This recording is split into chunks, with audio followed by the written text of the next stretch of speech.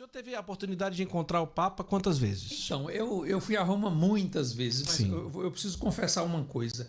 Eu sou meio avesso a multidões. Assim.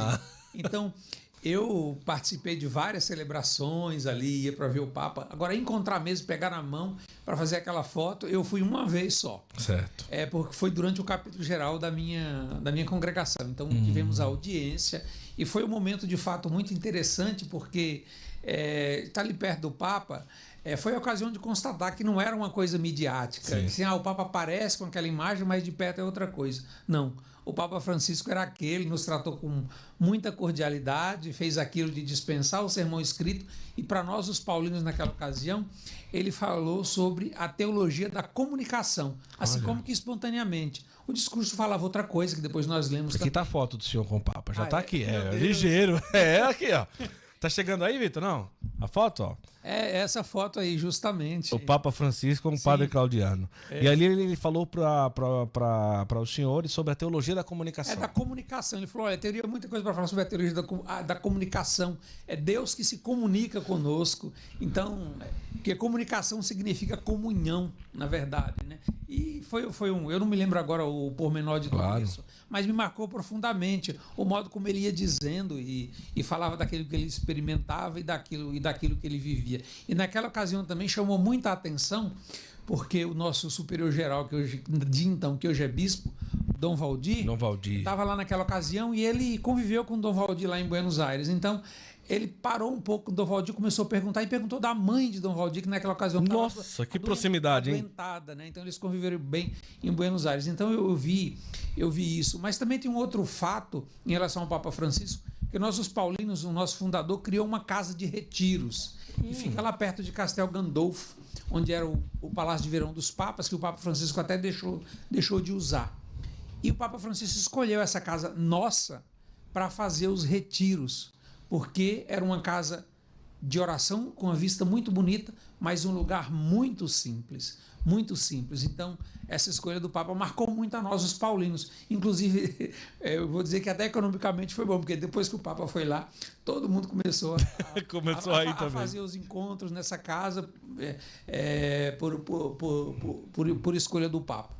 Mas eu só, ainda falando disso, em relação do meu encontro com o Papa, eu acho que o meu maior encontro com o Papa foi, de fato, através dos seus escritos, daquele que ele deixou escrito, porque especialmente a Evangelii Gaudium, que até hoje eu tenho comigo, e durante esse tempo... Foi a primeira, não foi? Foi a primeira, foi o lançamento, assim. É como se fosse... Dizem que a primeira que um Papa lança é uma exortação apostólica, né? Justamente, exortação apostólica. É como se fosse um plano de governo dele. As pessoas falam isso, né? Falam, mas é verdade. Eu até tenho aqui toda riscadinha, sabe? Sim. Hoje eu até recuperei quando eu falei que eu vim aqui, eu estava lembrando onde está, onde tem a Evangelii Gaudium. Porque ali tem coisas muito interessantes e, sabe, que eu considero muito equilibradas do Papa. Às vezes a pessoa fica falando, o Papa Francisco despreza a tradição da igreja, blá, blá, umas conversas assim, dessa natureza. Não é verdade. O Papa, por exemplo, fala de igreja em saída, mas antes de falar em igreja em saída, logo no primeiro número ele coloca: é necessário o encontro com Jesus Cristo, sabe? Então essas coisas são muito interessantes. E é claro que, como eu esqueci o nome do padre... Vitor, que estava aqui, o Padre Vitor. O Padre Vitor falou a palavra coerência em relação ao Papa, né? E de fato, era de muita coerência quando você lia. E claro, ele tocava em temas difíceis, delicados. O mundo de hoje é complexo, então não é que se vai agradar a todo mundo, mas ele estava interessado, sabe, nas pessoas concretas, não naquelas da nossa cabeça, não nas pessoas de, sei lá, sabe Deus de quando, mas nas de hoje. Então, sabe, isso, encontrar o Papa nesse sentido para mim foi muito, muito enriquecedor. Desafiante também, que às vezes, confesso que nem sempre tudo eu entendia, às vezes me chocava um pouco, mas quando eu vi que era um homem que estava em oração diante de Deus, eu tinha pelo menos uma coisa: respeito, não sair por aí, né? Olha, é verdade. Como às vezes muita gente sai fazendo. O padre Mário está lá, não é? Ele foi para a canonização do Beato Carla Cutz. Eu falei com ele hoje. Sim. E aí ele disse: eu vim para a canonização do Carlo, mas agora vou para o sepultamento do Santo Padre.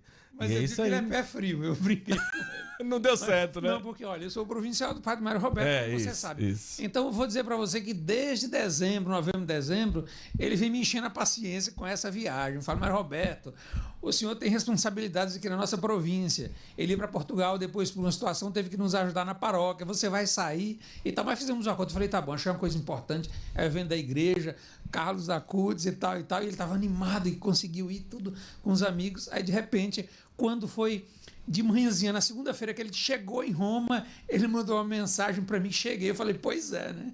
E agora você foi para uma coisa e... Ele tá lá, ele disse que estava hoje saindo do Monte Gargano, Sim. vai chegar amanhã, e a partir de amanhã vai ser também um correspondente do Santo Flow lá. Opa, graças a Deus. Olha aí, além de acompanhar o sepultamento, vou dar trabalho para ele, né? Claro, eu concordo. Tem que fazer valer essa viagem. Tem que fazer valer a viagem. Que maravilha.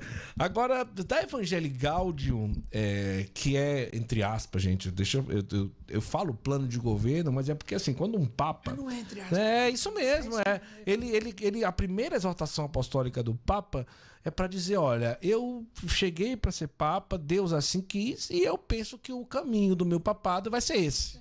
Né? Agora, se depois vai ser de um jeito ali, é o que está no coração do Papa naquele momento, né? Então, da Evangelii Gaudium, o que a gente poderia trazer que ele realmente desejou e realmente caminhou por aí e que foi um marco, assim, para a igreja, para as pessoas, para toda a vivência como igreja? Eu destaco aqui o esforço de ser igreja em saída. Sim. Nesse sentido, né? Igreja que está na porta, na verdade, né? Que sai daqui, que não fica na sacristia, que vai à porta e que vai ao encontro das pessoas. Porque, sabe, às vezes, por exemplo, esses temas tão complexos, às vezes ligados à moral, por exemplo, né? Por exemplo, sei lá, as crianças que são adotadas por um casal do mesmo sexo, né? Por exemplo, o Papa tocou nessas questões e precisa tocar. Agora nós imaginamos, ou então quando ele disse aquela frase, se uma pessoa é gay, quem sou eu para julgá-lo? Agora, sabe, nós sabemos do pensamento da igreja em relação à concepção da sexualidade, as coisas, mas eu pergunto, quem de nós pode concordar que uma pessoa seja espancada pelo modo como, sei lá, mesmo que a gente não concorde, mas vive lá a sua sexualidade, o seu modo de ser, tem trejeitos, não sei o que, ninguém concorda. Então o Papa estava querendo justamente tocar isso. Ele não estava querendo ir contra, sei lá, a doutrina da igreja, mas olhando bem a realidade. Então isso de ser igreja em saída, de ir ao encontro das pessoas. Tem uma frase também de um Dia Mundial das Comunicações, de uma das cartas, eu não me lembro agora se é de 3 anos atrás, a minha memória está falhando, 50 e poucos anos, 51. Mas ele dizia, ir ao encontro das pessoas, onde elas estão e como elas são. Não que se vá para, sei lá, deixá-las como elas estão do mesmo jeito, mas é preciso ir ao encontro. Agora, se nós fechamos a porta de antemão, se olhamos para uma pessoa que vive na situação X ou Y, e você diz, você não é bem-vindo aqui, eu não tenho interesse por você. Então, eu penso que o Papa não quis esse tipo de consideração.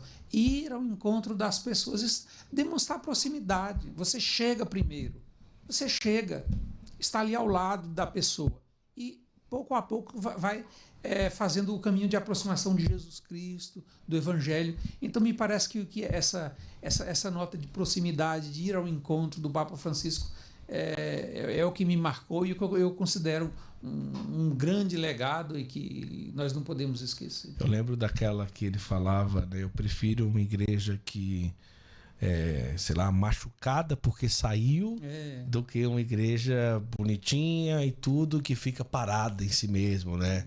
Machucada no sentido que se arrisque. Sim, às vezes eu não sei se ele falava uma coisa como enlameada, sabe? Isso, mesmo, porque foi, e aí foi ao encontro das pessoas. Isso, olha, parece com Jesus do Evangelho, na verdade. Mas Jesus fazia isso, né? Jesus, aquele comilão, aquele beberrão, ele anda com os pecadores, ele anda com e isso tem que ser o programa da igreja. Isso. E foi muito incompreendido por muita coisa que acabou falando, né? Eu confesso que não é fácil compreender. Eu até às vezes entendo. Sim. Entendo quem se preocupa, quem fala, olha, mas sei lá, mas e agora como é que fica e tal? Mas tem que deixar o Espírito Santo falar. E nisso ele insistiu muito, né, na presença do Espírito Santo. Quando a gente deixa o Espírito Santo falar, aí nós conseguimos entender aonde o Papa quer chegar e chegamos naquilo que é de positivo. Agora, se nós já vamos com a nossa... esse Papa vai, sei lá, vai acabar com a igreja. Às vezes, umas pessoas fazendo certo alarde. Então, eu não sei se isso ajuda. Então, é preciso ter muito respeito sempre pelo Papa. Dúvida. E o Papa Francisco mereceu e o seu legado merece nosso respeito. Sim.